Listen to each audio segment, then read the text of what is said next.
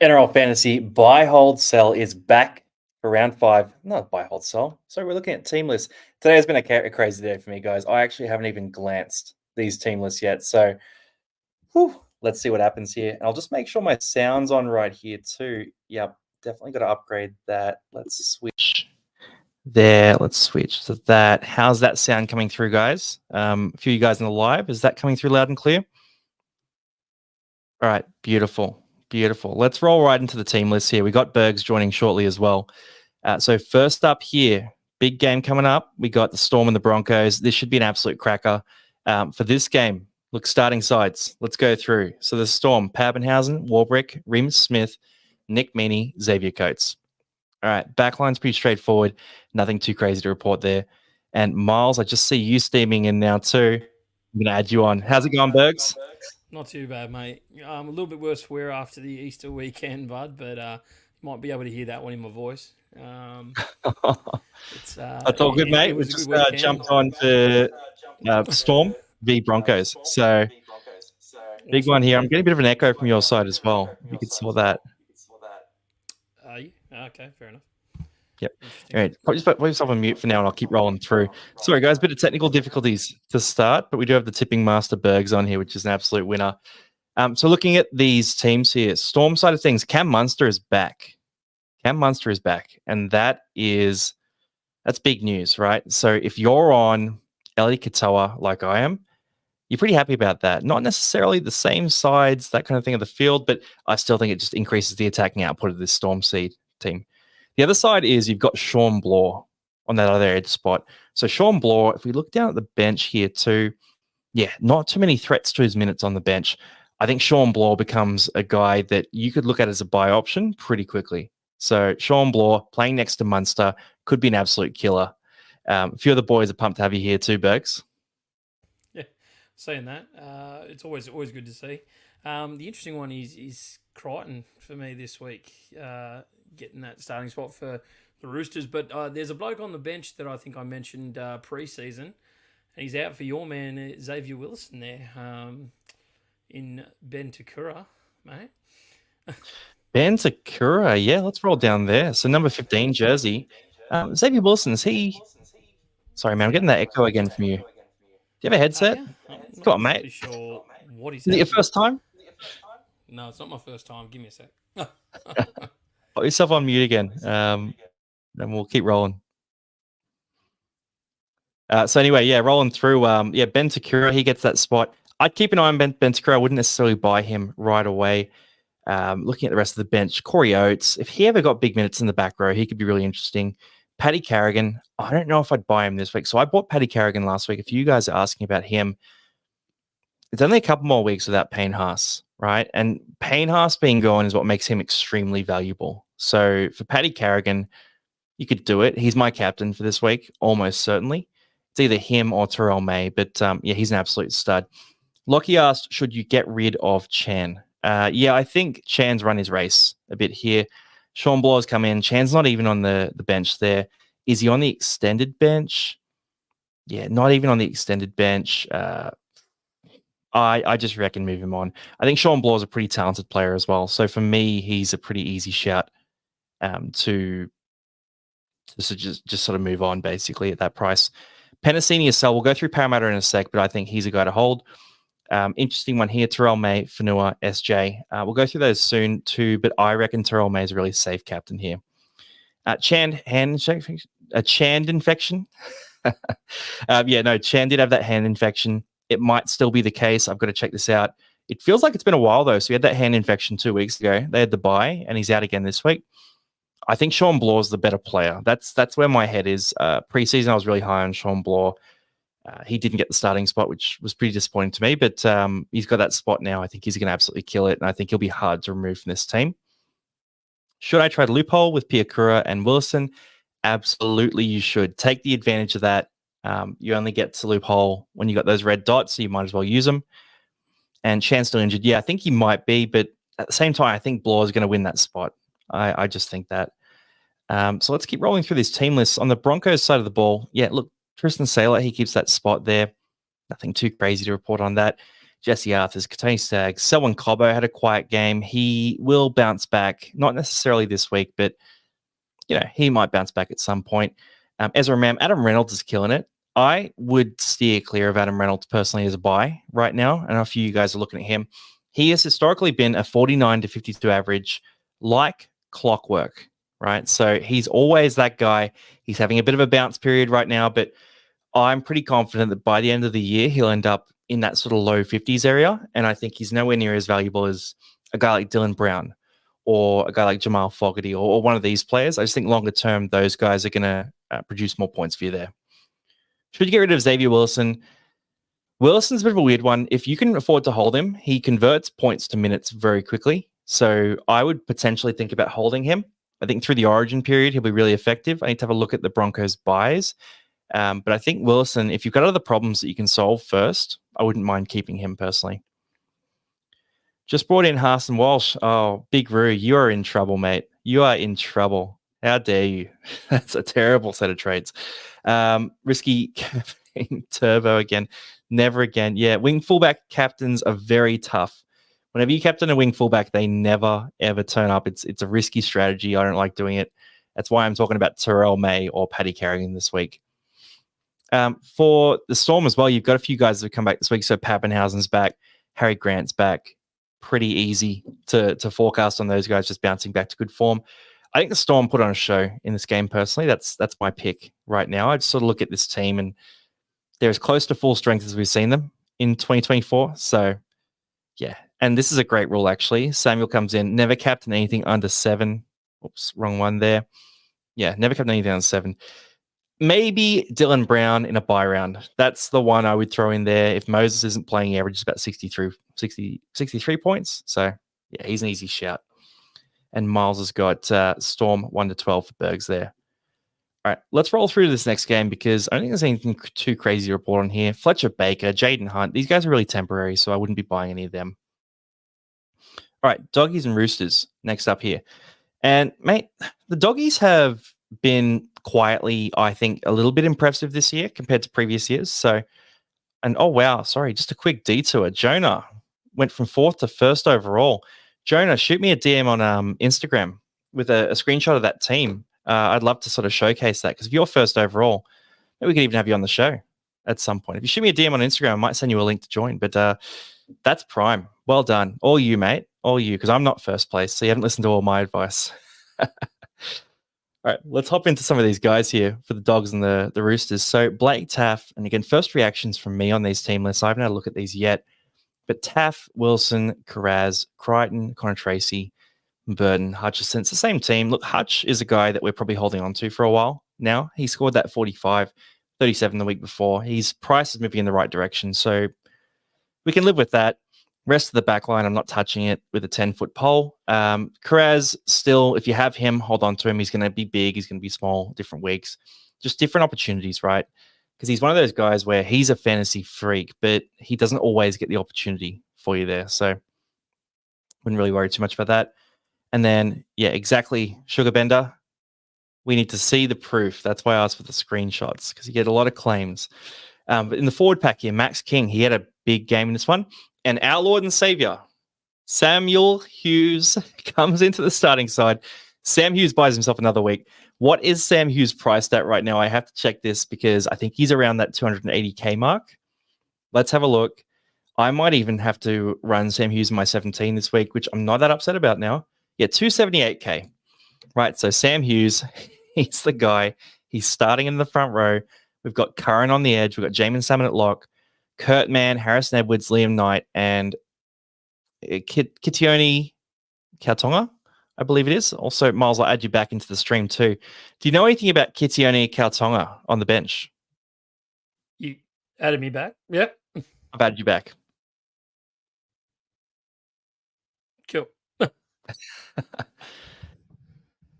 Yep, Kitione Kautonga on the bench, number 17 for the Dogs. You know anything about him? Sorry, my screen blacked out there for a second. Sorry, that's what right, did you say? mate. Can you hear me now? Oh, Katoni Katoga. Is that who you're going with? Katoga. Okay, there we go. All right, you don't know anything about him, mate. You got catch up. All right, let's go. So Curran on the edge. I think Curran will be a bit of a stud on the Trying to edge. catch up. I think he should be about a 50 average there, but probably a bit late to be buying him in fantasy. Jamin Salmon, he buys himself more time. So if you got Salmon, Hutchison, Sam Hughes, the injuries are good for them. It's not great in real life, but Jacob Preston's out, Curtis Moran's out. You've just got more time for these boys to eat up some more minutes and sort of produce some more fantasy dollars for you. On the Chook side of the ball, yeah, look, Jimmy Tedesco. A lot of you guys got on him last week. A lot of you are like me, and you've had him all year.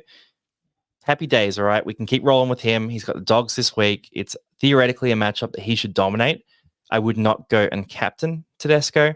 He's a fullback. We learnt last week, don't go captain your fullbacks unless they're Clint Gutherson, maybe. We would think about that. But yeah, Jimmy Tedesco should absolutely dominate this game. Same as some of you guys bought Dom Young last week.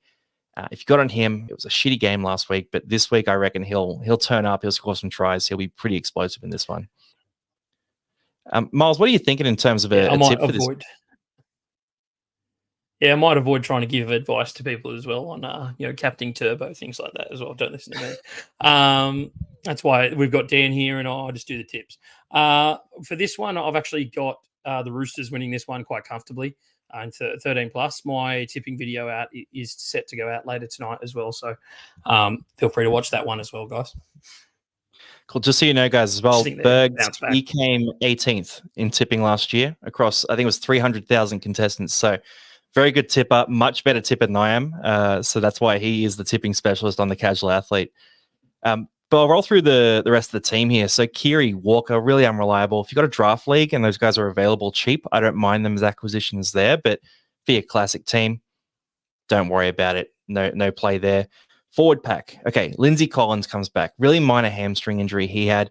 He steps into that starting spot. We get Terrell May back to the bench. For me, that is enough not to captain Terrell May. I don't know if I can bring myself to captain a guy who is on the bench. A few of you guys too are getting very excited about Crichton starting. Angus, break even is big. Gussie Crichton, it's a big time for him. He gets that starting spot. He's about 478K, I believe. Yeah, the break even's about 55 points. So I'm looking at this and, okay, there are two camps you can be in here. Camp number one is the sensible people who are looking at this and they're going, the Roosters are chopping and changing. I don't want to borrow of it yet. I'll wait 1 week and I'll watch and I'll see what happens. That camp is very sensible. They're probably smart. Then there's camp two, which is probably where I'm going to fall, of people who think Gus Crichton, previous top 10 pick in fantasy drafts, a guy who I want in my team right now, and a guy who I think can dominate the Bulldogs. It's a risky move, but I actually am not opposed to buying Gus Crichton this week. He's been playing very well in his limited role. He was absolutely crushing it in reserve grade. He's the best back rower at the Roosters, and I personally think that he's going to dominate from the jump. But at the same time, there is a bit of risk to that. You can wait 1 week. You won't miss out on much because that break even is 55 points. Bergs, I'll throw it to you and avoid the fantasy advice because you've misled a few people in your tipping video last week. But for Gussie Crichton's form, do you think he just steps in, dominates, and wins a big spot here, playing sort of 50, 60 minutes a week? Well, as you said, he's the best second rower at that club at the moment. The funneling in and out of Long, Nat Butcher, Tupanua, it's not really settled at the moment. It's really there for the taking for someone to come in there and really own it. And we've seen him do that in the past as well. I just think he's got to lock it down this week and really just stamp it out. A couple of tries would be nice for everyone to go straight through there. But the Dogs' defense, it's been really good recently. So I'm interested to see how he matches up. Yeah, they could lock it down. Look, there's a question here from Land of Good Times. Captain Teddy over May. I wouldn't be captaining either of them personally. Who should you captain is the question. Look, it's a tough one right now. So Miles, just to catch you up, fantasy, we got Cleary injured. We have Nico Hines out in a bye. You've got Terrell May on the bench. I'm captaining Paddy Carrigan for my side personally, but it really is a bit of a lottery if you don't have those guys. Look, Terrell May is pretty safe for about a 50-point game, so I don't mind that.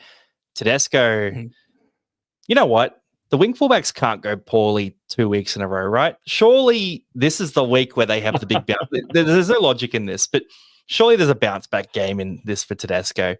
Yeah, look, if you want to do it and if you did Turbo last week, I actually kind of respect the hustle of doubling down on the call that you made that didn't work and just sort of going, you know what, I'm stubborn. I'm sticking with it. He owes me. I don't mind that strategy. But yeah, there's a bit of stubbornness in that. Yeah, there's a little bit of stubbornness in it. Just a quick fun fact for everyone as well is that the Roosters have won 9 out of the last 10 games against the Dogs as well. So if you're a Doggies fan in here, don't hold out too much hope. You're sticking with the Roosters. You're the guys in the comments. Yeah, actually, good shout to Fogarty as a captain. Jahu's loving the Teddy captaincy.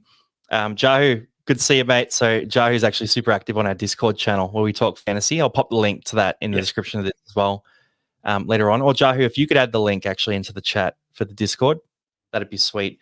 Because we've got about 300 fantasy coaches now that are chatting fantasy there, and a lot of access to secret advice and my thoughts on the fly. 99% of them are garbage, but 1% are things like buy Clint Gutherson.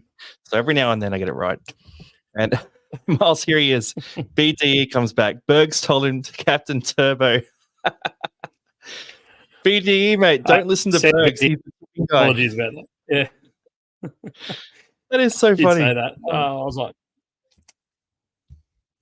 dude, when I saw that comment, channel well enough. Who's listening to Miles? Who's listening to Bergs about fantasy? Like, what's going on? But yeah, look, back to the team list here, and look, Pap, that is so risky, Pappenhausen. I wouldn't be doing it personally. All right, let's keep rolling through here. So Warrior Hargraves is in, Lindsay Collins is in. It's a bit of a dicey one for Terrell May. Gus Crichton's a beast. Nat Butcher could really kill it in this game as well. If you have Tupanua, he is the biggest sell of all sells. Like, you just got to sell that guy. He's gone. White, Watson, yeah, there's nothing else really to talk about here. But if you own those Dogs, boys, they're like Sam Hughes could plug out a 30-point game for us this week. And Peter Bulldogs, hey, how's it going, mate? Buying Sean Johnson again here for Mitty. Yeah, I don't mind that. He's a bit of a cheaper price, but I like some of the other halves better. I'd go Dylan Brown myself, just because no Moses, and also I'm a bit of a Parrot fan. All right, next game up, Knights v Dragons. And last week we said, hey, you know what? Turbo's going to tear up against the Dragons. They're a rubbish side. What'd they go and do? They went and destroyed Manly. So this week, I think we've got to take them seriously. And when you're looking at Kalen Ponga, he's still not a bad captaincy option. Because St. George, they have one big game, they have one small game. They sort of go back and forth. And I might throw it to you from a tipping perspective here, Bergs. Who are you tipping here? How do you think this game flows? What's your thoughts? They just completely annoyed the shit out of me last week, the Dragons. It's normally one of those ones where you went into last week not needing to worry about the Seagulls, and just watching them completely ruin the game for themselves was horrible. Dragons getting up there in that victory, good win for them. It's probably one that they weren't expecting to get. And then in this matchup, though, the Dragons have actually got 6 out of the last 10 games against the Knights. So, I mean, it's one of those ones where you think if the Dragons turn up and play defensively or get the same amount of breaks as that they did last week, they could win it. But I think the Knights, they need a win. They've been a bit unlucky to start the year, and I think they're a better team than what they're showing at the moment. So I've actually got them winning it 1-12 this week. Prime time, mate. Big calls. Also, Peter's asked you, can you wish him happy birthday? It's his 60th. Happy birthday, Peter, mate. Have a good 60th birthday. Hope it's going pretty well for you, mate. Big Easter weekend, surely. Do you want some tips from Bart? Yeah, drop them in the comments, and I'll decide whether I show them or not. Captain Ponga last week, bravo, Jack. You just keep it on him this week. He could absolutely kill it again, even a tough one. Has RFM started every match for the Dragons? No, he's played off the bench, I believe, once or twice as well. He sort of played a few different spots. Let's talk about these team lists, though. So for the Knights, again, no Greg Mazu. Probably worth keeping in mind. You got Gagai there. Bradden Best, he got a bit cheaper. I was eyeing him off, hoping he would get down to about 420 to 450K. He's about 500K. He had that good game this week. So Best is a bit too expensive for me to be keeping an eye on. A lot of you guys are talking about Kai Pierce-Paul as well. So we'll get to him in a sec. But just worth noting here, Cogger and Hastings is now the halves pairing. I remember distinctly 2 or 3 weeks ago saying that that's what they should have done. It's great to hear that the Newcastle coaching staff have taken 2 weeks to realize what a very average YouTuber figured out very quickly. But hey, bravo, boys. Forward pack, Jacob Safidi, absolutely killing it. I wouldn't buy him, but if you did start with him, you're very happy. Jaden Brayley finally gets that starting spot. Brayley has a very high break even coming into this week, so I would give it one more week, especially with Phoenix Cross on the bench. But Brayley could be a potential buy for a lot of us going forward. I had a question here. I just slid past. Here we go. What's your overall rank? I'm at 1,000th right now. So, it's very tight. I had a look at, I've got a mate who's coming about 600th. He's about 28 points ahead. So we're on the rise. We're doing well. All right, forward pack. Tyson Frizzell, Kai Pearce-Paul, Adam Elliott. If you've got Elliott, hold on to him. That's super easy. Kai Pearce-Paul, he is a machine. 53 points. It was all base stats. He didn't do anything in attack, really. Like there was no tries, assist, line breaks, and those will come in this Knights team. So I'm looking at him and thinking Kai Pearce-Paul is borderline a must-have at the price he's at. You got to go do it. On the bench, nothing too crazy to talk about on this bench. Yeah, I'm not that interested. I mean, they're going to steal some minutes from some of the starters, but we don't have to worry about that too much. Dragon side of the ball. Tyrell Sloan, Zach Lomax, Meza Sully, Jack Bird, Michaela Ravalawa, then Flano and Hunt in the halves. Same backline that we've had for a while.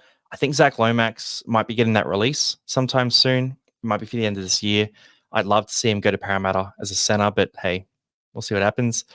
Flano is a really interesting one here. So Flano, I was kind of out on Flano. I had him from the start, and I was looking at him thinking, how can I get rid of this guy? He's doing absolutely nothing for me.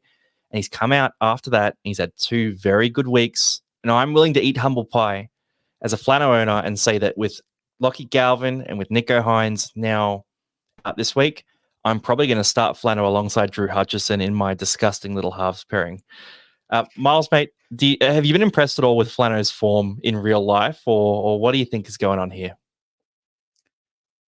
Oh, it's a week-to-week thing, I think round 1, they did extremely well, and then they got hammered the next 2 weeks, and you don't really think about the form of Flano. Coach's son always gets heavily criticised as well. I think last week he was unstoppable again, and you're just becoming that really good foil for Hunt in the halves. Not something I expected to happen at the start of this year. I mean, I had the Dragons winning the spoon. I think you had them 16th as well, back to our ladder predictions there. But yeah, he's going extremely much better than I thought he would compared to some other blokes as well who I thought would be going better.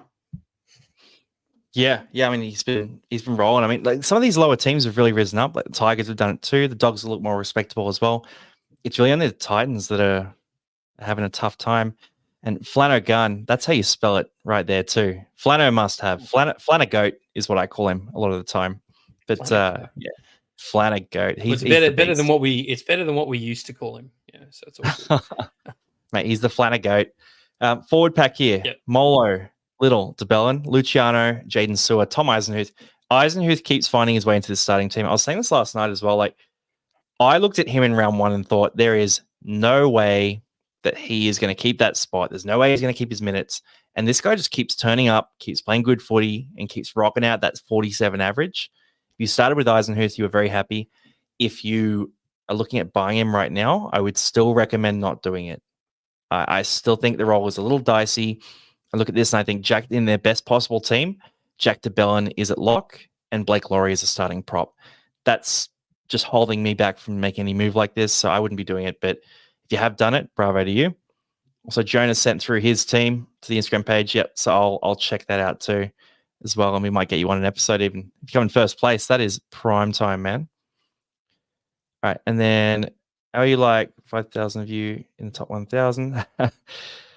Mate, everyone's better than maybe people inflate their ranks, but you can see my screenshot on Instagram. So, hey, I'm telling the truth. Bench here, Marshke, Laurie, Molo, Fatala Mariner. If you got Fatala Mariner, probably not going to be a big game for him. I'd say that pretty confidently. I think his minutes are going to slide back as they go back to normal. Let's roll into this next game here. Bunnies and the Warriors, and this is going to be a good game. It's either going to be a game where the Warriors just absolutely dominate because the Bunnies have been very soft this year, or it's going to be a game where the Bunnies bounce back a bit and sort of show out. Now, they're missing Alex Johnson in the back line. So you got Latrell, you got Thompson, Whiten, Tass, and Milne. You got Cody Walker and Dean Hawkins. So if you were a Richie Kennar owner, for example, hoping that he would come back, you are very disappointed. Bugs, I'll throw it to you, mate. What's your tip for this game and how this one's going to go? Extremely tough. I'm a bit torn both ways on this one. I think the Rabbitohs, while getting a win last week to break the goose egg, weren't impressive. And I think that a couple of different things don't go their way. They could be looking at 0-4 to start the season. I thought the Dogs were a lot more resilient than people give them credit for. And the Warriors, they shot out to quite a big lead last week and just kind of let Newcastle back into the game. They're not really piecing 80-minute performances together. But I like the Warriors forward pack. I just think that, the 1-2 punch of Tohu Harris and Adam Fanua-Blake is very reminiscent of the Broncos, Payne Haas, Pat Carrigan that they've got over there. So I really like the Warriors coming over here and getting a win, just because I think the Rabbitohs as a team collective aren't exactly on the same page right now. And, that could be put on display with quite a big win for the Warriors. They've actually got them winning 13+ this week. Mate, big win. I agree with you. I think they're just going to dust it up. But at the same time, no Dylan Walker, no Metcalf, no Capewell. Could be a tough one. I've got a question for you here too from Peter. His 60th birthday, and he has a very important one for you. Do you have Vinny Brodie in your side? Peter keeps asking me a fair few questions. No, I don't. This one, not too sure who Vinny Brodie is, to tell you the truth. I mean, he takes the piss. He brings up Vinny Brodie every week. Vinny Brodie is not real. All right, stop making up Vinny Brodie. All right, question here. Is Totola a hold? I think Totola's been doing his job. He's been scoring that sort of 40 for you each week. The worry there for me is that you can go make more money elsewhere. So you can go make a trade, and Totola's going to slowly increase for you. But personally, if I could move Totola for Kai Pearce-Paul or a Dylan Brown or one of these sorts of players, I'd be doing that without even thinking about it. If I was looking at Totola for Gus Crichton, I would wait a week on that particular trade. But for one of these other guys who are a no-brainer, who are rising in cash, you can't be waiting. And then Totola to who? Come on, I just answered it. Kai Pearce-Paul, Dylan Brown, one of these guys. We do a buy, hold, sell video at 7 a.m. tomorrow as well. So that'll go through all these different options. All right, now going through to the rest. Kalol Matangi was mentioned here a couple of times as a bit of a buy. He relies on Souths being in good form. And for me, he's just not going to get the attacking opportunity. Yeah, you're agreeing there. He's not going to get the attacking opportunities with the way they're playing. They're not feeding him anything. He's just not got the work rate to do it without the tries. On the bench, Cheekam, Duncan, Kepi, Moale. If you thought that Duncan was going to be something, he's sitting behind Jacob Host. So I think we can just write that one off for a while, unless Cam Murray got injured, or maybe it was during Origin or something like that. Then on the Warriors side of the ball, Nick Klogstad. Yeah, he's back. DWZ, Berry, RTS, Montoya. Puts to bed any talk of RTS keeping the fullback spot. Puts to bed any talk of any other options at fullback. CNK is that guy.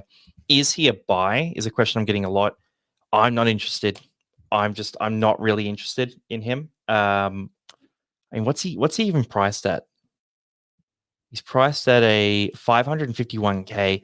Nah, I don't want to borrow it. I just don't think that he commands enough of the ball, particularly in attacking positions, to be influential enough to buy at that price. So yeah, I'd skip him. I think we have enough good wing fullback options, and I would actually wager that Clint Gutherson out averages him by about 10 to 15 points at about the same price. So that's a pretty easy one to skip. Bergs, I'll throw it to you, man. Do you think that Iro will get the start next week, or do you think he'll go back to reserve grade? Because I know you're a big Iro fan. Well, I've got to say, this week, I think fantasy, I'm not too sure how he did, but Supercoach, he scored 97 points. Killed it, mate. Completely different setup to fantasy. But I love Iro. I think for me, it's been a long time coming for him to get that starting spot. And with a performance like that, he may have knocked the ball on scoring that try last week. But who cares? I don't care. It got given. It really ruined our THCA Hills Cricket Academy lock of the week on our tipping videos. But aside from that, I thought that he had a great game. And Sifat Talakai to me has always looked like transitioning into the second row anyway, just because of his body build. And I think he can be a bit better, more effective that way. Good line runner as well. So I would like to see Hero hold that spot, but I just think Fitzgibbon will give it straight back to him as soon as Nakora and Teague Wilton are fit. Could he play wing? Oh, yeah. He can play anywhere in the back line, whether it be wing or fullback, but they love Mulatalo and Katoa. They just re-signed Katoa as well. The thing with me with Iro is that he's actually off contract at the end of this year. So whether he's got another contract on the horizon, whether they're talking to him or not, we'll see. But they've also got a young gun fullback playing reserve grade every week in Cade Dykes. So, I mean, there's not been many spots for him. I just think he should maybe think about going to another club where there's a bit more opportunity. I agree with that. I think at some point he will get that opportunity, though, with the injuries. So, yeah, keep an eye on it. I wouldn't buy him this week. Cronulla on the buy, but just keep an eye on Hero. And at some point he'll step in. Interesting question. Would you rather be Dane Laurie or Tyrone Peachy in real life? I would probably rather be Tyrone Peachy. I just think he seems like a legend. Like, he seems like he has a really good time whenever he's on the field. Just a genuine footballer. Nothing against Dane Laurie. He performs above his weight as well on the field, and I thought he was really good for the Tigers. But yeah, Tyrone Peachy is my answer there. Then let's roll into this South team here. So Cam Murray, I want to talk about him and get back to fantasy a bit here. But on the Cam Murray side of the ball, he's not a buy, but if you do have him, he got 60 points in 61 minutes last week. He's a guy you got to hold on to, and you just got to stick with him. Not the worst captaincy option. He's really going to have to tear up this game. But at the same time, you're up against Fanua Blake, Barnett, and Tohu Harris. If there's a game where he's going to get absolutely smashed, this could be that game. So I do worry a little bit about him there. He's also scored with Cam Murray. There's one thing that I like to mention, that in 10 games against the Warriors, he's actually scored 5 tries. It's the most of any team that he plays against. So can score a try against the Warriors. That's actually huge. Okay, 5 tries in 10 games. All right, he becomes a bit of a captaincy option. Although Souths are terrible though, so. Normally they're a bit better than this, and normally the Warriors aren't as good as this. So maybe there's a bit of that in there as well. I just dropped the Discord link in, by the way, too, guys. So that's there for you.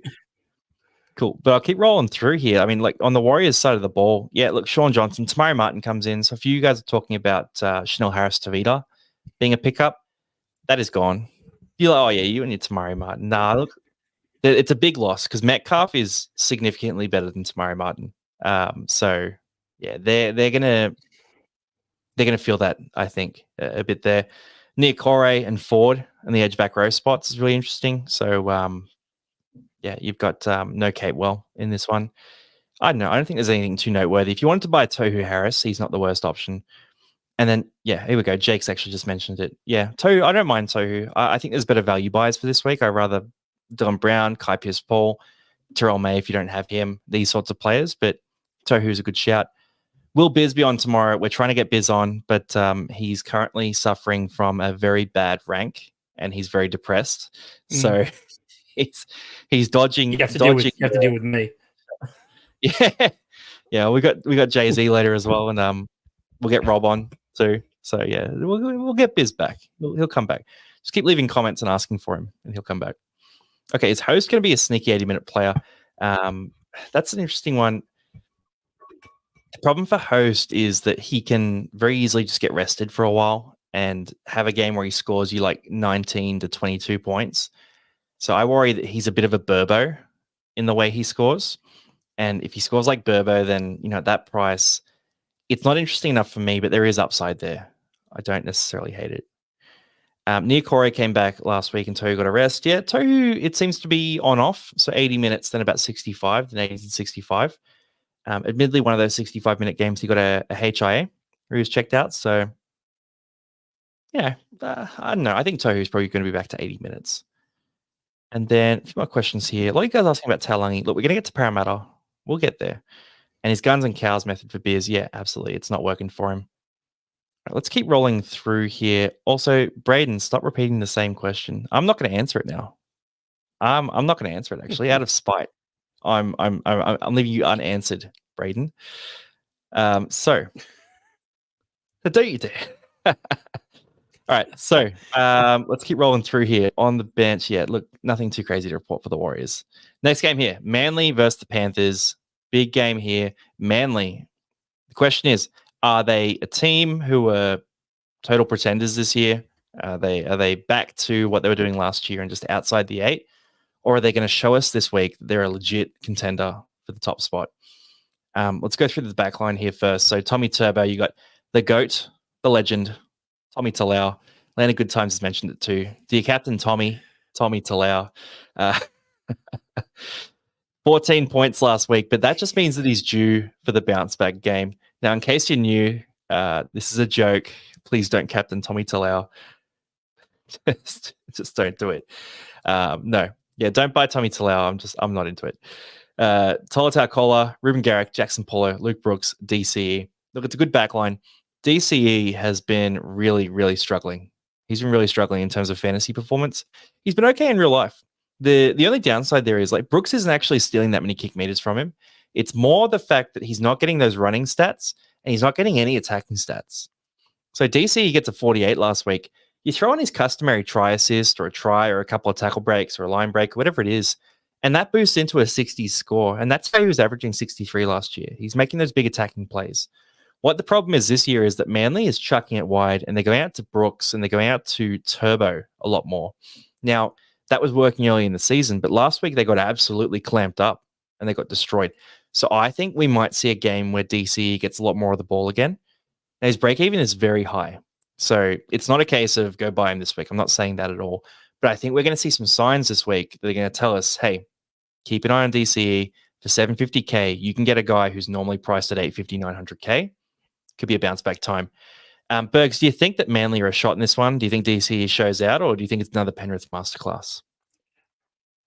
Tough in this one because Manly was so poor last week. You want to expect them to have a bounce back game. However, Penrith are on an 8-game winning streak against Manly. Manly haven't beaten Penrith since 2018, if you can believe that. And if you wanted Tommy Turbo to have a bounce back game, Penrith are the team that he's actually lost the most games against. 11 games against them over his career. He's lost 9 of them, winning only 2 of those games. So if you wanted a bounce back game from Turbo, it's maybe going to have to wait a week. I'm going to go with the Panthers in this one. Clamping up. Yeah, I mean, they're a good defensive side. They get Fisher Harris back too. I've got some exciting news Fisher too. Harris I actually haven't seen the Titans team, by the way. Daz mentioned that Aaron Clark has that starting 13 spot. That is big news. That is big. I'll tell you guys when we get to the Titans team, but he's a 55 points in 55 minutes average when he plays big minutes at lock. So Aaron Clark might be a guy that we have to buy this week as well. And again, when I'm giving you guys advice here, I actually haven't seen all the team lists. So take it with a grain of salt on this video. The video that we post at 7 a.m. tomorrow by Hold Sell, that's the one where some analysis has been done. This one is very first reaction-y. DC overtakes Uncle Cliff with 2 for most games. Yeah. First meat pie of the year. I don't mind that. Maybe even a hat trick for this one. And then, Aaron Clark, 450. I'll answer this as well. Braden's learned his lesson. All right, I'll stop shaming you. This trade, Cotter and Smithies for Kai Pierce-Paul and Dylan Brown. I think it's a good trade. Cotter, I'm not rushing to sell him, but he's also kind of plodding along. They have a pretty easy matchup this week. I think this is a good trade with some upside. So, good shout. All right, now let's go into the forward pack for Manly. Paseka, Croker, Aloye. And in the back row, you've got Ola Kawatu, Ben Trbojevic, Jake Trbojevic. Now, if you're a Burbo owner like me, you are having a tough time watching him plod along and score these little 15s and 22s in your starting center spots, and you're probably getting pretty frustrated. I'm looking at him, and I just want to get rid of that guy from my team so bad. And he's not playing bad footy in real life. Like, he had a pretty good first half the other day, a couple of errors and mistakes at the end of the half, but For fantasy, God, he's frustrating. God, he's annoying to own. So I'm looking at him. I'm probably going to try and sell him for Blaise Talangi this week. I think that's a pretty easy move to make. You get Blaze, you get a guy who got 34 last week. He ran about 110 meters. He had some tackle breaks, some defensive work. Coming to this week, he's throwing a few attacking stats for him, and he could be that guy. So yeah, Burbo, it's exactly as Jahu said, it's all been downhill since the trial games for him. He made us a bit of money. Now let's send him on his way and remember him fondly, because you look at this bench, Corey Waddell, he keeps coming into the team. Waddell is probably playing better than Burbo as well, which is a bit of a gamble because he's getting more and more minutes each week. So it could be a case where he starts coming on even in the first half, and we could see Burbo's, minutes drop down to like 35, 40 minutes. And with his points per minute, that's about 3 to 6 points. It's a bit more than that, but God, he's not scoring very quickly. Ola Kawatu, on fire. And Bergs, I'll throw it to you, man. Ola Kawatu, how far away is he from being the best back rower in the comp? I was having this conversation a lot over the weekend. Who is the best second rower in the comp? It's a bit convoluted, a lot of opinions either way. But in my head, if he doesn't get selected for Origin this year, then I think we're pretty stupid not to pick him. Although I might have to look into his eligibility in terms of him being available for Tonga, which would rule him out of Origin selection. So, brilliant player. I've got him in draft in Supercoach, in our draft Supercoach comp. I captained him last week, and he didn't even score a try, and easily was the highest point scorer for me. Got a 90 odd game, so that was really good. I didn't win my matchup. Bit annoyed about that one, but as you do, it's all good. It's tough, man. It's tough. Because you had a pretty big score in that game too, so that's a rough one. Any other cheapies for Burbo? Right now, it's pretty dry. Let's roll through here because we do have a section in buy, hold, sell for cheapies exclusively, and we talk through those guys. But right now, I'm not seeing too many options for you, so you might have to keep plodding along, or you might just sell him for. I don't know. I mean, I'm keen to see the para team list because Luca Moretti scored 29 points in 24 minutes. There's not a great opportunity for minutes at Parramatta, but he's got a motor and he's looking very good in real life. So he's passing the eye test. I got him Wirra McGregor last year in a very similar position, and he ended up just finding minutes every single week and making cash. I like those guys normally a bit more during the Origin period rather than this early in the season. But keep an eye on him. Yeah. I'd like to make one little thing here as well. Dylan Edwards has never lost a game to Manly as well, and he is going to be the number one this week. He also how many games is that? Has the best try. What are we looking at? 8 games. Oh, shit. 8 games, 7 wins, 1 draw over his entire career. That's crazy. I mean, Dylan Edwards has been playing for a few games, so he's 7 no losses and 1 draw with Manly. So he also scores the most against Manly, 6 tries against Manly, which is the most that he has against any other team in the comp. Mate. Okay, Dylan Edwards must have lock in Penrith unless he gets knocked out. Anytime try scorer. Mate, good shout. Good shout. You got the niche stats here for all the betting. Yeah, no, that's what I'm trying to go for. Let's go into the Penrith team here because you got Dylan Edwards. Taruva scored 70 points in fantasy on the back of a hat trick. Taruva is a hard avoid. He's just, he's fallen over the line a bit for some of these tries. Pretty good player in real life, but I'm not interested for fantasy. Isaac Tungo had a quieter game. He had to run against an actual center for the first time in about a month and scored about a 37. That's going to happen.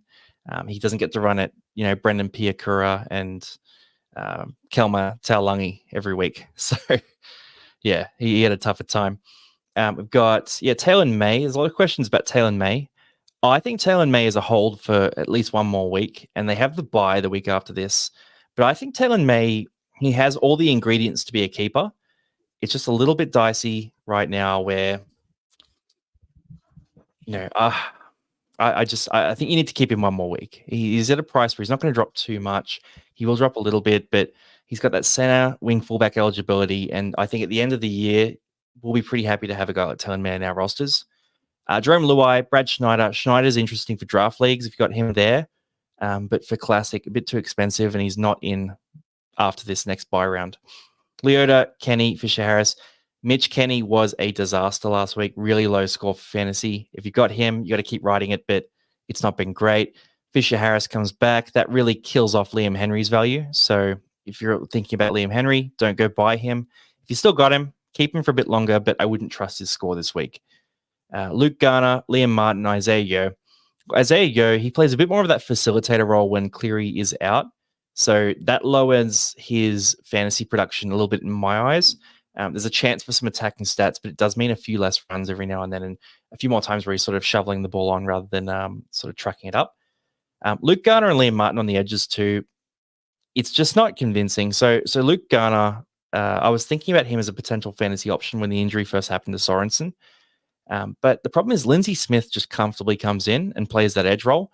He looks a bit too much like Luke Garner as well. So if you had Luke Garner, you'd think he was on all game. You look at the end of the game, he'd be on sort of 22 points in 40 minutes, and you'd realize you were watching Lindsay Smith the whole time, which would be a tough experience to deal with.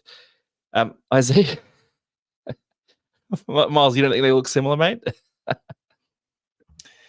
A little bit similar, just the blonde hair for me. I mean, you throw in, bleach blonde Scott Sorensen, you might not know who's out there. Scotty Sorensen's a bit more swole than the other two. Yeah. But yeah, a bit more tan as well. Yeah. He's an Adonis. He'll come back at some point. All right, Tigers and the Dolphins. And let's run through this game because this is a really interesting one. Look, Dolphins side of the ball, I've been a doubter all year on these Dolphins outside backs just because they rely on tries so much. So Hamiso, Asako, Bostock. So Hamiso was 55 points last week. Asako 74. Bostock 45. Bostock scores a double in that game. I'm a doubter. I'm still a doubter. I just look at them and I just don't think they can keep producing these attacking stats. But I've been saying that for over a year now, and they just keep on producing these attacking stats. So maybe don't listen to me, but personally, I value a bit more of the base stats in my players. So I want a guy who's running the ball a bit more, getting more tackle breaks, getting more offloads. So a guy like Karaz, for example, is more interesting to me than a guy like Hamiso. So that's sort of where I'm sitting on these guys. Cody Nikorima, Isaiah Katoa, real disaster game for them in the halves last week. They weren't super great for fantasy. And Isaiah Katoa, he had the bulk of the kick meters, but didn't do much else. So yeah, we'll skip him. And a couple of quick questions coming through. Minecraft Goat, he's trusting Taylor May. Good move. Who's your number one pick in NFL fantasy? Braden, I'm going to throw in, I think it's got to be McCaffrey. I think I got him in the second pick in our comp this year and won the comp on the back of it. So, yeah, CMC all day. Miles, who you got first pick? You McCaffrey as well? I'm a wide receivers guy, as you know, and I do love my Justin Jefferson, but had a bit of a down year last year, so possibly not. Who's his quarterback? Greatest. Who's his quarterback this year? Yeah, that's the big thing. This year, he's probably going to be nowhere near that top spot, to tell you the truth. But I don't know. We'll see what happens at the start of this year. You got a strong wide receiver draft class as well. A couple of guys coming through. Marvin Harrison Jr. Yeah. Roma Dunze.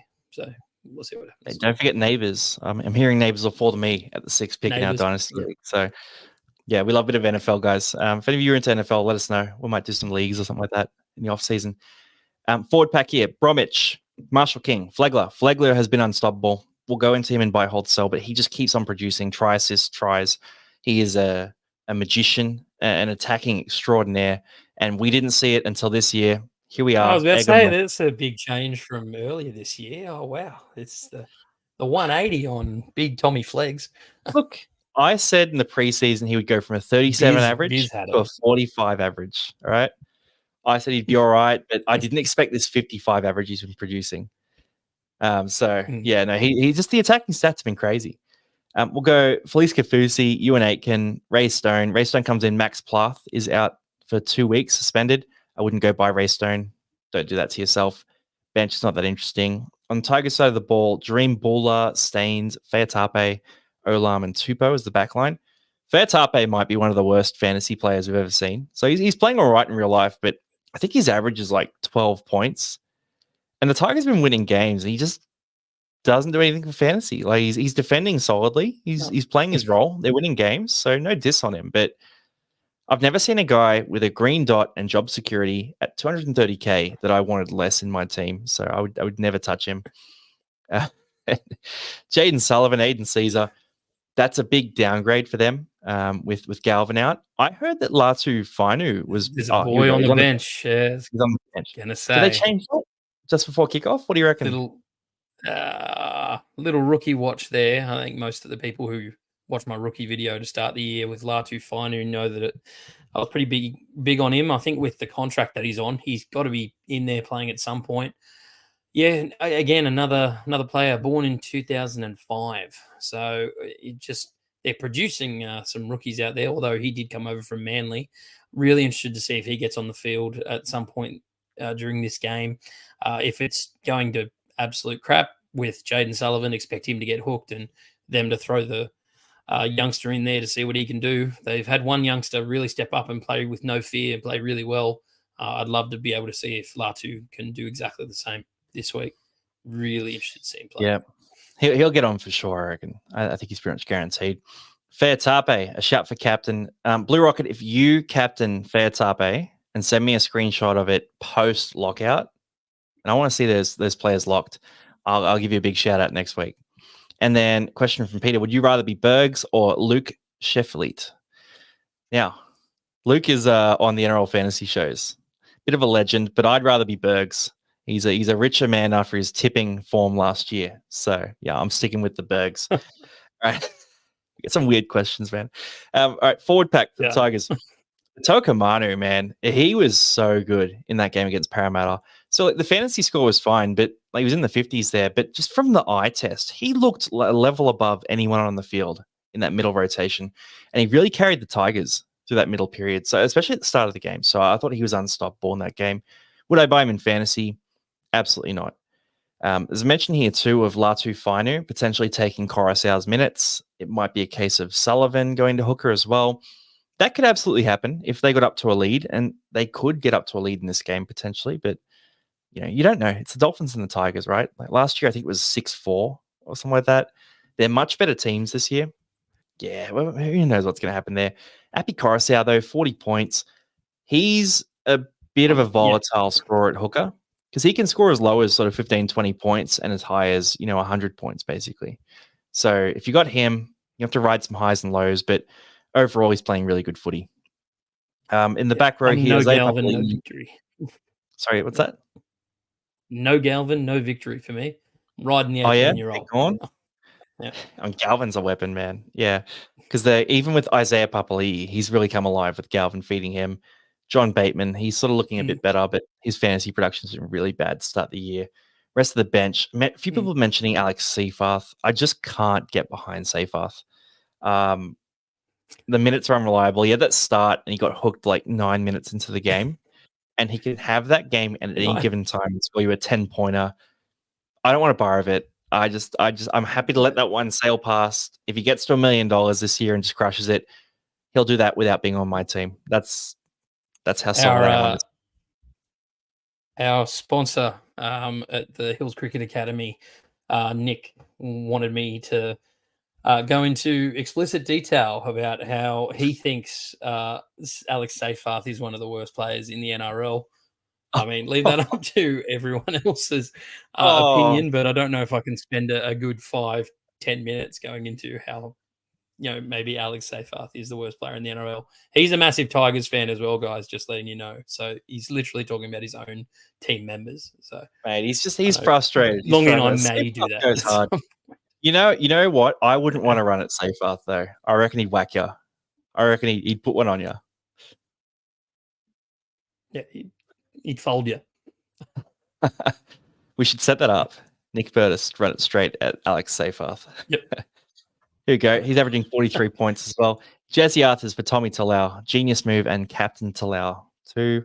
The rest of the bench here for the Tigers, I'm not that interested in this. Samuel Alfino is an absolute weapon.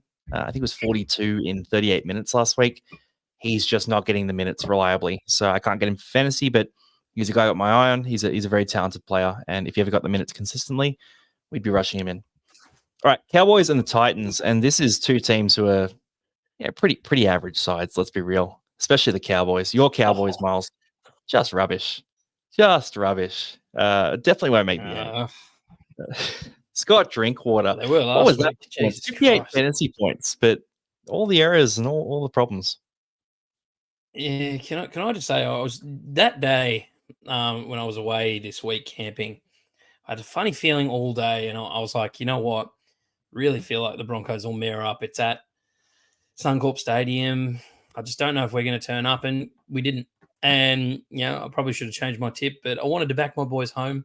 You always have this little idea in your head that your team can win no matter what you think.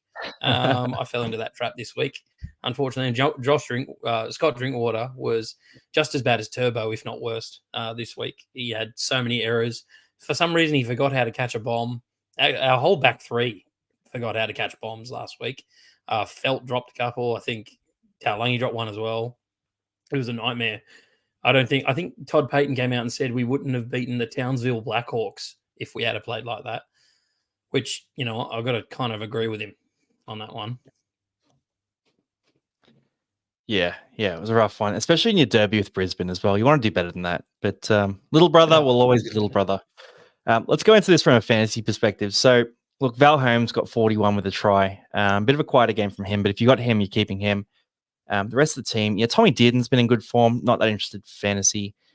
Forward pack, McLean, Tamalolo, really low minutes this year, dealing with that knee issue. A couple of you guys asked about Finafuyaki. I would not buy Finafuyaki now. I think the time to buy him was a few weeks ago. Right now, you're paying a bit of a premium. He's got closer to sort of 400K. Don't do it. It's not worth it. His base stats are not great. Great attacking upside, and he's a good player in real life, but he's just not going to produce the base stats for you. Jeremiah Nanai, not interested in fantasy. Ruben Cotter, the minutes have been so all over the place, and the role there too. He just doesn't have the attacking upside of some of the other middles. So for Ruben Cotter, I've got him in my team. I'm keeping him, but I'm not inspired by it. I'd love to see a little bit more minutes from him. The bench has nothing for me. On the Titans side of the ball, Jaden Campbell, 27 points in that game last week. I don't know. I think he can be better than that. He ran about 180 meters in that game, had some tackle breaks.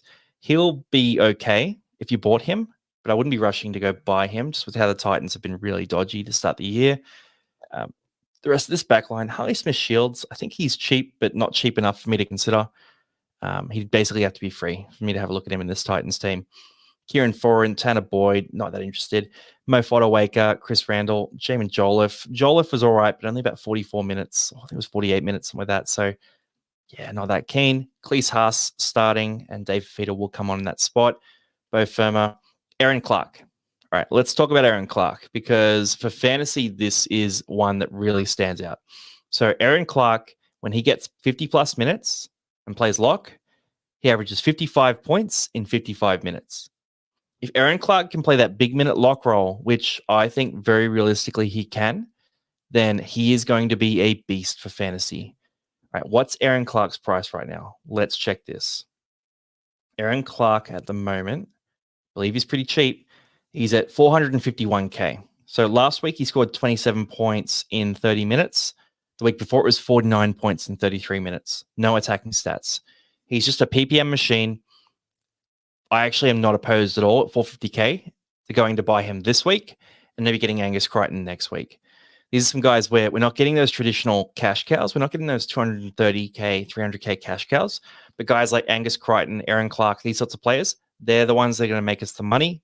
So, yeah, Aaron Clark, I'm pretty excited. Sam mentions he's going to get 60 minutes. Minecraft mentions, no Palacia, no Liu, 100%, but I think he's a better player than those guys. I think the Titans need that explosivity and they need that creativity through the middle. Will Verrills or Randall eat Clark's minutes? That absolutely is a possibility. We could see Verrills come on and Randall go to lock and eat up some of those minutes from Clark. It's not risk-free, but I think it's pretty interesting. So it'd be a mega pod, 450K. You maybe get that 55 average. You maybe get burnt. I like it. It's a bit of a pod play, though. I'm going to look at it very closely. The rest of the team here, Dave Fafita, a few questions about him. Look, Dave Fafita's a beast, but if he's on the bench at the price he's at, you can't be going to buy him. So we're going to skip that one there. All right, let's go to the next game here. We got the Raiders and the Eels, and yeah, this should be a cracker. So the Eels were pretty disappointing against Tigers last week. The Raiders were pretty disappointing against Cronulla. They got out to an 18-0 lead and they sort of fell apart. So both these teams will be here to turn up and to put on a show. Bergs, who are you tipping in this one and why?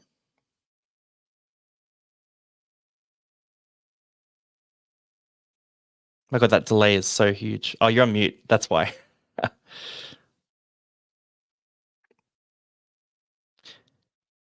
I'm just going to keep going here.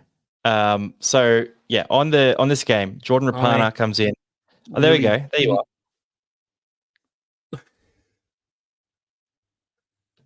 You've got like a 5-minute delay, bro.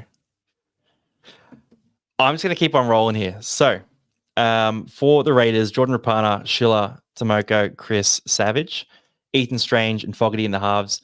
Look, Ethan Strange, he's producing enough where I can kind of trust him as a starting center for my fantasy side. Jordan Rapana is one where I'm vaguely considering my options here with Jordan Rapana. So what's he priced at? Because I've got 4 wing fullbacks, 558K. He's made sort of 71K so far. You got the Eels. Admittedly, you have the Titans next week. That's what I really like. But I think Jordan Rapana, I'm sort of half pondering like moving, maybe like a Chan and a Jordan Rapana to go get Clark and Crichton or something silly like that. I mean, I'm probably not going to do that, but I'm sort of considering my options here. But at the same time, he should kill it against the Titans next week. For the rest of the team here, forward pack, let's see how this goes actually, because this is a very strange team. So you've got no Hosking in the team. You have no Whitehead. We have Arta Mariota in the starting edge back row spot. We have Horsburgh coming off the bench. I'm really surprised we're not seeing Horsburgh in that starting edge spot. He's played there in the past. So it means that the middle forward rotation is sort of set here. Look, Morgan Smithies, if you have him, I would sell Morgan Smithies. I think time's up. He's done. His minutes aren't going to be great. Would I buy anyone here? Probably not. If I had Danny Levi, I'd keep him. He's going to make money for a bit longer.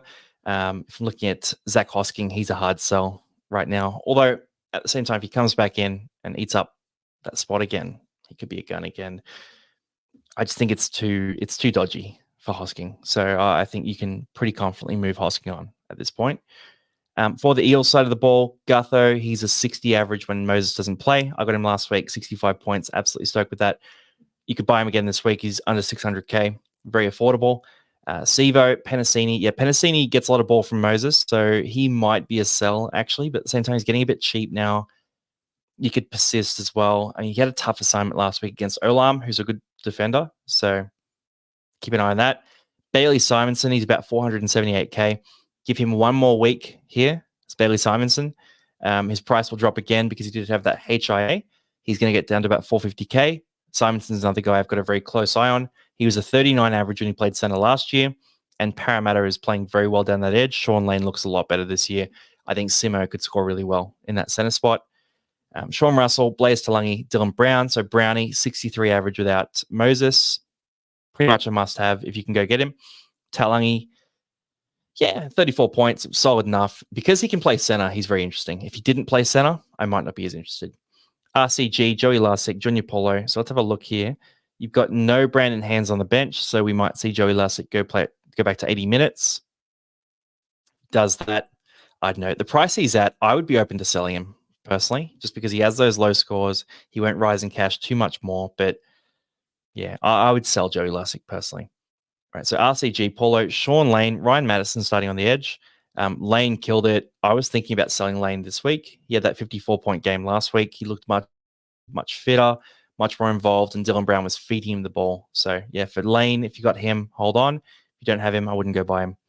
Maddo could be interesting for draft leagues, but probably not that interesting for Classic. I need to see a good week from him before I did that. Jermaine Hopgood. You got Moretti, Greg, Offhand Gowie, Talangi. Yeah, it's probably not a good enough bench for me to go get Moretti, but if you want to stash him and you back the talent, then so be it. But I just can't see it being a consistent source of minutes. Cool. Miles, are you with us again? Yeah, I'm here. I don't know what was going you on cut out before. for a bit there. But, Eels Raiders. Who's your tip? It's all right. So I've actually got the Eels this week. They're my lock this week. They're priced at $2. I just think the Raiders were too disappointing last week, and Para, I think they need to get a couple of wins in this period with Moses out. For those looking to put anytime try scorer bets on Clint Gutherson this week, possibly not the best week to do so. He actually scores the least out of any team against the Raiders. He only has one try against the Raiders in 14 games. That is the least.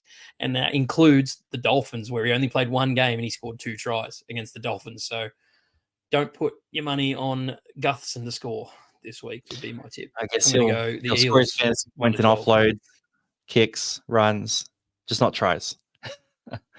Try assists, yeah, exactly. That's fine with me. I like that lock. I think it's a good one. Up Parramatta all the way. All right, so that's all the games actually. So look, we'll answer a couple of questions, then we'll finish up, and we'll go to buy, hold, sell later as well. Any other questions here? So Piakura back in round 8. Yeah, he'll be out for a little bit. I'm holding Piakura at the price he's at. Why hasn't Talangi changed the dual position? I believe it's round 6. So I think it might happen this week, but I can find out for sure. It might be next week as well. If you need to start him at half, you're in serious trouble, though. Blore or KPP a priority? KPP 100%. So he's at a much better price, lower break even. He's going to make money this week. Sean Blore, wait a week, watch him play, see him do well. He has a much easier matchup next week. Totola plus Jesse Arthurs for Dillbags and KPP. This is a perfect trade. A 10 out of 10 trade, the best trade I've ever seen. Bravo. Gussie Crichton, 50 plus minutes. I think he gets between 50 and 60 minutes in this game, personally, but it's so hard to tell. Tupanua on the bench. Wait a week on Crichton is the safe advice. It's probably what I'm going to do. But yeah, if he gets that 50 to 60 minutes, even then he's buy. What is Gutho's average with Moses? Is it good enough to be a keeper? Moses is out for like 8 weeks, so there's a long time without him, but Gutho is more of like a 40 average with Moses versus a 60 average without him. So if Moses comes back, it's going to be during the origin period, so you might hold Gutho anyway because all the top wing fullbacks play origin. But he's not a keeper. No. Greg Marzu comes back at some point. He'll be pretty cheap pretty soon as well. So he's one I've got on my watch list. But yeah, I wouldn't be keeping Gutho. Had $1 million in the bank. Thoughts on Willison, Kotrick, Dillbags, KPP? Yeah, any trades where you get rid of 2 guys that suck and you get Dylan Brown and Kai Pierce-Paul. This is the answer to everyone, by the way. Good trade. Good trade. They're good buys. You guys know they're good. Hef comes in, Mr. Manly team list. What are my thoughts on Tommy Talau? Hef, mate, I hope you're there with Jock, who I decimated. Wait, no, I lost to him. Oh, my God. I was here to talk smack. I lost to him too. Yeah. Yeah, look, Tommy Talau is a must-have captain option. You have to go there. Totola plus Jesse Arthurs for Dillbags and KPP. Yep, done deal. We know it. Going from 45K to 482. Prime time. That's a great rank from the Aussie Frost King. Keep Totola until the buy. Yeah, you could do it. Chan a trade. I think he's a trade. He's not a great fantasy scorer, and he looks to have lost his spot. Chan and Burbo for KPP and Talangi. Yep, exactly right. These are good trades. Yeah, I would pull the trigger on that. Hosking and Chan, Dillbags and Carrigan. Absolutely. Curran is getting a chance at 6 weeks on the edge. Yeah, he's pretty expensive though. He's a good option. He's a good option without being a crazy good option, just at the price he's at. Arthurs and Piakura for Blaze and Campbell. Yeah, I don't mind that. Campbell's a little bit sus though, so I would rethink it and try to get one of those better buys that we were talking about. Sully and Piakura for Dillbags and Blaze. Yep. Harry or Max King as captain. I don't know if I could captain Max King, eh? He has those quiet games where he scores 40 points. I think you probably have to go Harry Grant if you're looking at those two. Harry Grant against the Broncos without Payne Haas should put on a bit of a show for us, especially after a bye. Captain Cody Nikarima. Now that's someone. This is someone that I destroyed in a draft league. Finally, thank you for commenting. Absolutely wrecked you, Andrassy. You can keep captaining Nikarima on your way to the wooden spoon, mate. Jensen and Tuna Peaky. Oops. Oh my God, I've lost my screen. Jensen to be for telling Brown. Yep, good moves. Worth aiming for both Cleary and Hines. Brown in your team. Yeah, I mean, in a while. There's no rush to make those moves. Bergs for Biz. For fantasy, 100%. For tipping, I wouldn't make the trade. Captain Vinny Brody. Yeah, gotta do it. Gotta do it. Will Gus Crichton chew up some of May's minutes? No, I don't think so. I think he's going to play the edge. He's one of the best edges in the comp when he's playing well. So I think he'll stick there. Totola or Talon out this week? Totola. I think Talon has more upside. Willison and Chan are a trade. Yep. Best 230k guy this week. There is none that I like at all. But if you want to get Fair Tape and captain him, a few people are talking about doing that. So Tilly and Hosking for Curran and Blaze. Yep. Good trades. And I'm just going to pick 3 more. Flegler at 604k, 24 break even. I think for his pricing, that's about what he's worth. Like he's a sort of a 600Ks kind of guy. So I wouldn't be buying him at that price. Then let's pick a few more of these. Smithies or Lussick out. Probably sell Smithies before I sold Lussick. I just think Smithies minutes are going to really suffer going forward.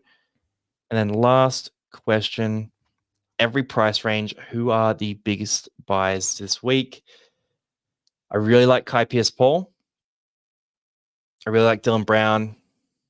And I'm going to throw an extra one in there. I think Aaron Clark could be one of those pod buys who just absolutely dominates for you. So I'm going to throw those 3 in there. I think they're probably the top 3. Anyway, boys, and no worries. Happy to share our time and knowledge. Happy to have a laugh with you guys. So thanks for joining again. We'll see you guys on the next one. We've got a bunch of videos coming through. Check out Bergs' tipping videos on the Casual Athlete. We've got buy, hold, sell. We'll talk about some strategy as well this week on how we trade and how we make those trade decisions. Anyway, peace out, guys. Thanks for joining Bergs. See you all in the next one.